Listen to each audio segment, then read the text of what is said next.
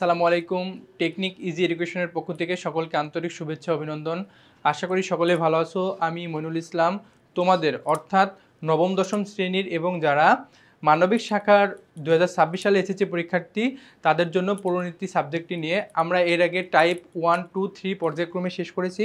এখন আমরা নতুন করে টাইপ 4 নিয়ে ক্লাসটা শুরু করতে যাচ্ছি। দেখো টাইপ 4 মূলত আমাদের এমসিকিউ আছে 41 থেকে 63টা অর্থাৎ 20টা মতো এমসিকিউ আছে, 20-22টা আছে যাই হোক।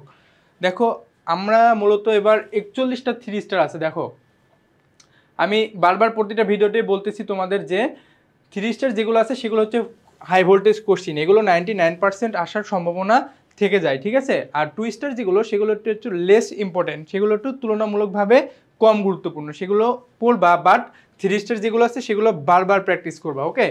এরপরে দেখো বলছে যে সন্তান জন্মদান ও লালন পালন করা পরিবারের কোন ধরনের কাজ। বলছে যে সন্তান জন্মদান ও লালন পালন করা পরিবারের কোন ধরনের কাজ। এটা একটা জৈবিক কাজ, এটা আমরা সবাই জানি। এটা হচ্ছে কি, এটা একটি জৈবিক কাজ, ঠিক আছে।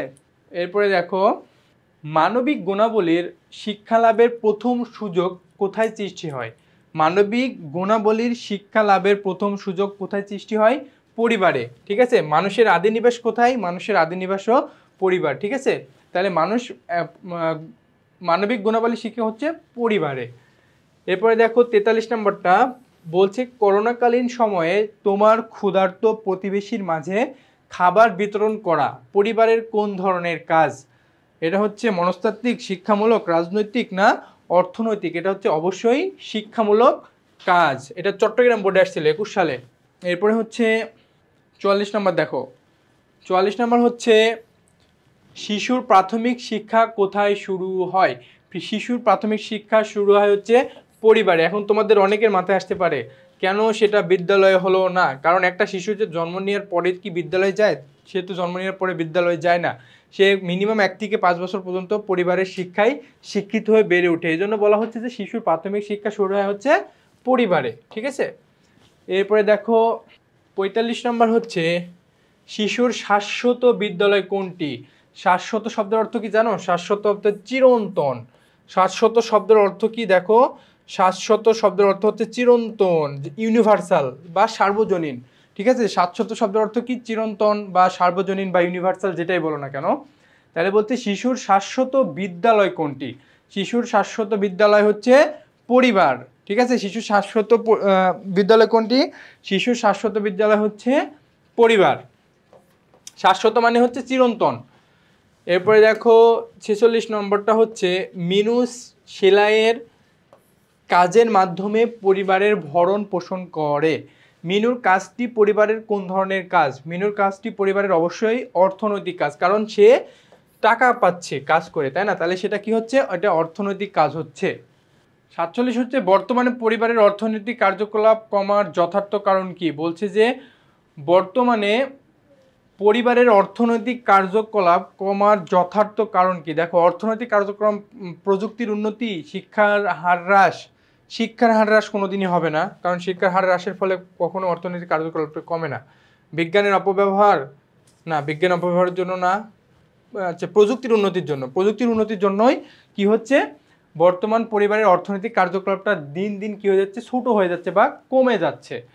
এরপরে দেখো 48 নম্বরটা হচ্ছে বর্তমানে পরিবারের কাজ হ্রাস পাওয়ার কারণ কি। ওই যে বিজ্ঞান ও প্রযুক্তির উন্নতির কারণে। আগের কোশ্চিনটা আসছে, দেখো এটা যশোর বোর্ডে আসছিল 20 সালে। এরপরে হচ্ছে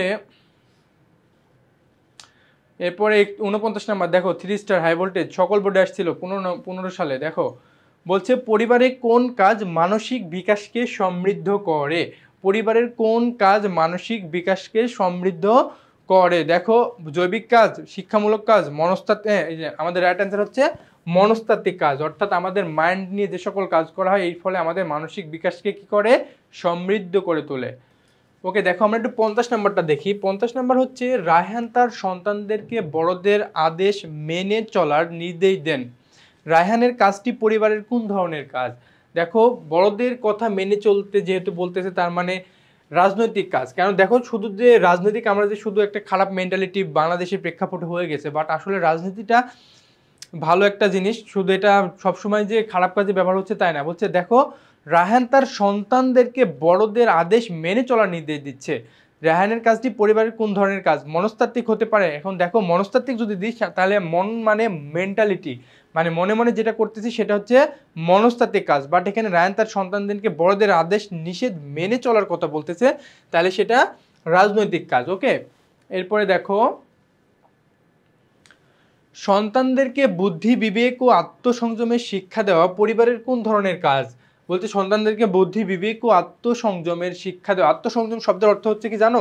এটা হচ্ছে সেলফ কন্ট্রোল। আত্মসংযম মানে হচ্ছে নিজেকে নিয়ন্ত্রণ রাখা, ঠিক আছে? সেলফ কন্ট্রোল হচ্ছে বা আত্মসংযম মানে নিজেকে নিয়ন্ত্রণে রাখা। তাহলে এই শিক্ষা দেওয়া পরিবারকে কোন ধরনের কাজ? এই শিক্ষাটা দেওয়া হচ্ছে পরিবার, এটা হচ্ছে রাজনৈতিক কাজ, ঠিক আছে? এটা রাজনৈতিক কাজ হতে পারে, আবার অনেক ক্ষেত্রে শিক্ষামূলকও কাজ হতে পারে, ঠিক আছে? এটা তাহলে রাজনৈতিক কাজ। এরপরে দেখো 52 নম্বরটা হচ্ছে সন্তানের অসুস্থতায় বাবা মার সেবা পাওয়া পরিবারের কি কাজ? দেখো সন্তান যখন অসুস্থ হবে সেখানে বাবা মার সেবা পাওয়া পরিবারের কি কাজ? পরিবারের হচ্ছে মনস্তাত্ত্বিক কাজ। কি কাজ? পরিবারের হচ্ছে মনস্তাত্ত্বিক কাজ। এরপরে দেখো 53 নম্বরটা হচ্ছে রেবেকা বেগম মায়া মমতা স্নেহ ভালোবাসা দিয়ে পরিবারের সদস্যদের মানসিক চাহিদা পূরণ করে থাকেন। এটা তার কোন ধরনের কাজ? এটা তার কোন ধরনের কাজ? এটা হচ্ছে মনস্তাত্ত্বিক কাজ। এটা কি কাজ? এটা হচ্ছে মনস্তাত্ত্বিক কাজ। ওকে, এরপরে দেখো পরিবারের সদস্যদের সাথে গল্প গুজব করা কোন ধরনের কাজ? পরিবারের সাথে গল্প গুজব করা এটা হচ্ছে পরিবারের সদস্যদের সাথে গল্প গুজব করে, এটা হচ্ছে বিনোদনমূলক কাজ, ঠিক আছে? পরিবারের সদস্যদের, কারণ দেখো বিনোদনের মাধ্যম কি? গল্প গুজব করা, শুধু সিনেমা দেখা বা মোবাইলে রিলস দেখা কি বিনোদনের একমাত্র মাধ্যম না। এখন বর্তমানে আমাদের প্রেক্ষাপটটা হয়ে গেছে তোমার হচ্ছে অনলাইন কেন্দ্রিক। বাট যখন আগে কোনো অনলাইন ছিল না তখন কি তারা কীভাবে বিনোদন অর্জন করতো? তারা বিনোদন অর্জন করতে হচ্ছে বিভিন্ন ধরনের গল্প গুজব করে, খেলাধুলা করে, তাই না? তাহলে আমাদের রাইট অ্যান্সার হচ্ছে বিনোদনমূলক কাজ। ওকে, এরপরে দেখো গান বাজনা টিভি দেখা বেড়াতে যাওয়া পরিবারের কোন ধরনের কাজ? দেখো এটা হচ্ছে বিনোদনমূলক কাজ, ঠিক আছে? এরপরে দেখো পরিবার সহ মিরপুর চিড়িয়াখানায় যাওয়া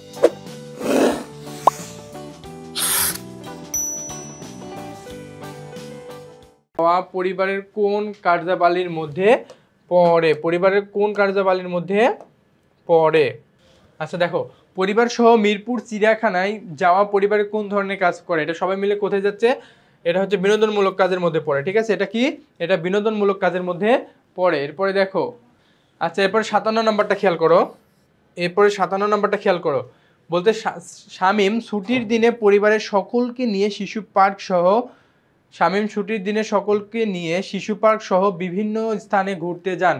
শামীমের কাজটি পরিবারের কোন কাজটিকে ইঙ্গিত করে? মানে সে সবার সাথে কি ছুটির দিনে ঘুরতে যাচ্ছে, অর্থাৎ শামীমের এই কাজটি পরিবারের কি কাজ হিসেবে করতেছে? এটা হচ্ছে বিনোদনমূলক কাজ হিসেবে গণ্য হচ্ছে, ঠিক আছে? এরপরে দেখো 58 নম্বর সৌমি তার পরিবারের সদস্যের সাথে 21-এর বই মেলায় যায়। এটি পরিবারের কোন ধরনের কাজ? দেখো সৌমি তার পরিবারের সদস্যদের সাথে 21-এ বই মেলায় যায়, এটা তার হচ্ছে বিনোদনমূলক কাজ। দেখো এটা হচ্ছে বিনোদনমূলক কাজ। মানে দেখো প্রশ্নগুলো এটা ভেবো না যে সবই যে বিনোদনমূলক আনসার হচ্ছে, কেন? কারণ কি জানো, এই যে আমরা যে প্রশ্নগুলো টাইপ ভিত্তিক করছি, তাই না? এখন দেখো এটা হচ্ছে সিলেট বোর্ডে আসছে 22 সালে, আবার এটা হচ্ছে চট্টগ্রাম বোর্ডে আসছে 23 সালে। যদি আমরা বোর্ড ভিত্তিক করতাম তাহলে কিন্তু এটা আর একসঙ্গে হতো না। আমরা টাইপ ভিত্তিক করছি বলে এটা অ্যান্সারটা অনেক সময় মিলে যাচ্ছে। কারণ এই যে এক টাইপের কোশ্চেন যেহেতু একবারে নিয়ে আসছি, এগুলো তোমাদের বোঝার সুবিধার্থে এবং তোমার পড়ার উপকারের জন্য। বাট দেখো আমরা যদি বোর্ড ভিত্তিক আলাদা করতাম তাহলে আর প্রশ্নগুলো এভাবে এক হতো না। এখন এটা চট্টগ্রাম বোর্ডে আসছে 23-এ, এটা সিলেট বোর্ডে আসছে 22-এ, অর্থাৎ কোনো না কোনো বোর্ডে আসেই এখান থেকে একটা কোশ্চেন। এই জন্য টাইপ ভিত্তিক কোশ্চেনটা পড়ার মজাই হচ্ছে এটা, বুঝছো? মানে তুমি এক ক্যাটাগরির প্রশ্ন পড়বা, বারবার তোমার মনে থাকবে। এরপর দেখো 58 শেষ করছি, এরপর হচ্ছে 59। দেখো 59 নাম্বার হচ্ছে কণার মা তাকে স্থানীয় শিশু পার্কে নিয়ে নিয়ে যায়। এটি পরিবারের কোন ধরনের কাজ? এটা হচ্ছে বিনোদনমূলক কাজ। দেখো এটা 21-এ, তার আগে পড়লাম 22-এ, তার আগে পড়লাম 23-এ। আবার দেখো পরিবারের শিক্ষামূলক কাজ হলো সন্তান ভূমিষ্ঠ পরিচর্যা করা। দেখো পরিবারের শিক্ষামূলক কাজ কি? পরিবারের শিক্ষামূলক কাজ হচ্ছে সন্তানের ভূমিষ্ঠ পরিচর্যা করা, ছোটদের স্নেহ ও বড়দের সম্মান প্রদর্শন করা, ফুল ও ফলের চাষাবাদ করা। দেখো শিক্ষামূলক কাজ, শিক্ষামূলক কাজ যেহেতু, তাহলে আমাদের আনসারটা হচ্ছে সন্তান ভূমিষ্ঠ করা, এটা কোনো শিক্ষামূলক কাজের আওতায় পড়ে না। ছোটদের স্নেহ, বড়দের সম্মান প্রদর্শন করা, হ্যাঁ এটা অবশ্যই বাচ্চাদেরকে স্নেহ করতে হবে এবং বড়দেরকে সম্মান প্রদর্শন করে, এটা আমরা মানুষকে শিক্ষাই বা ছোটদেরকে শিখাই, এটা তাহলে শিক্ষামূলক কাজের মধ্যে পড়ে। এবং 3 নম্বরটা হচ্ছে ফুল ও ফলের চাষাবাদ করা, এটাও কোনো শিক্ষামূলক কাজ না, এটা তাদের নিজের অভিব্যক্তি বা নিজের অভিপ্রায়ের বলে মানুষ অনেক সময় কি করে বাগান করে, তাহলে এটা হচ্ছে না। তাহলে আমাদের রাইট অ্যান্সার হচ্ছে খ, অর্থাৎ 2 নম্বরটা, ছোটদের স্নেহ বড়দের সম্মান করা হচ্ছে পরিবারের শিক্ষামূলক কাজ। এরপর 61 নম্বরটা দেখো, পরিবারের শিক্ষামূলক কাজের অন্তর্ভুক্ত হলো শিষ্টাচার, উদারতা, নিয়মানুবর্তিতা। কি?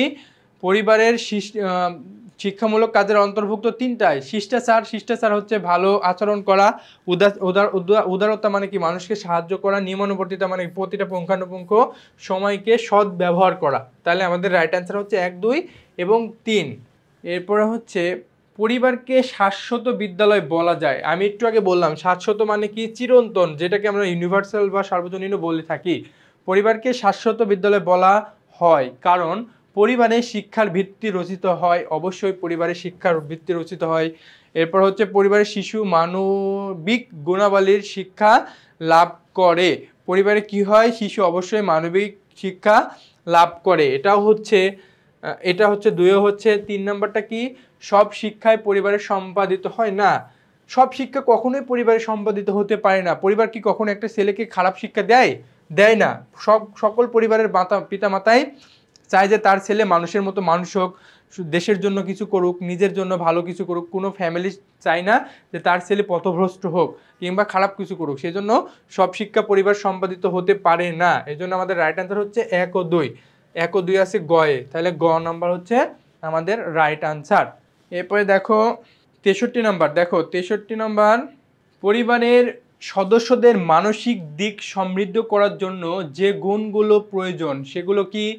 মানসিক দেখো পরিবারের সদস্যদের মানসিক দিক সমৃদ্ধ করতে হলে কি প্রয়োজন? সেগুলো হচ্ছে উদারতা, সহনশীলতা, সহমর্মিতা। সবগুলোই দরকার, তাই না? সবগুলোই কি দরকার? উদারতা, সহনশীলতা এবং সহমর্মিতা, এই 3টাই দরকার। তাহলে রাইট আনসার হচ্ছে 1, 2 এবং 3। রাইট আনসার হচ্ছে 1, 2 এবং 3।